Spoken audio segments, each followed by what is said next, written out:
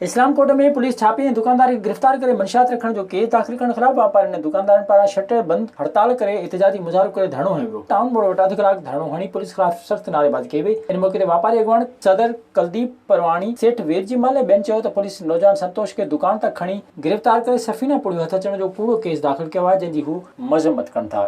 उन छोकिरे ॾाखां कुलदीप उन कसम ॾिनई कि भाउ तव्हां कसम खणो त छोकिरे वटि सफ़ीना निकिती असीं वापसि था वञूं।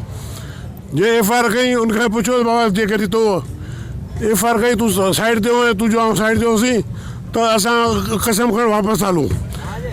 सफ़ीना जो केस में दाख़िल कराऊं किथे मेमन मोड़ ते। हाणे पोइ मूंखे अंदाज़ो थियो त जेके केस ॿाहिरि में थिए पिया सभु कूड़ा आहिनि, सभु कूड़ा आहे। ग़रीब खे झले बेल करे पाण कॾहिं एतिरा केस थिया आहिनि।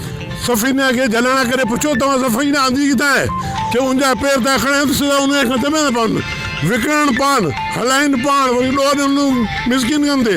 वापारी एसोसिएशन तरफ़ां जेका शटर बंद स्ट्राइक करे धरणो आयो आहे उन्हनि जो ख़ासि मक़सदु राति हिकिड़े वापारी ते गैर क़ानूनी तौर ते सफ़ीना जो केस दाख़िल कयो आहे। इहा इंतिहाई मज़म्मत जोॻो अमल आहे जंहिंजी सख़्त लफ़्ज़ में असीं सभु मज़म्मत कयूं था ऐं एस.एस.पी के खां मुतालबो था कयूं त हिन ई तरीक़े सां जेके कूड़ा केस मुसलसल काफ़ी ॾींहं खां कॾहिं कैबिन वारे ते कॾहिं दुकान वारे ते दाख़िल थियनि पिया उहो बंदि थियणु खपे। एहतजाज खां पोइ डीएसपी मिठी हारून रशीद इस्लाम कोर्ट पहुची धरणे में शामिल वापारियुनि सां ॻाल्हियूं करे शफ़ाफ़ जांच कराए इंसाफ़ जी ख़ातिरी कराए एहतजाज ख़त्म करायो। विज़िट कयो अवामी आवाज़ मीडिया ग्रुप जी वेबसाइट awamiawaz.pk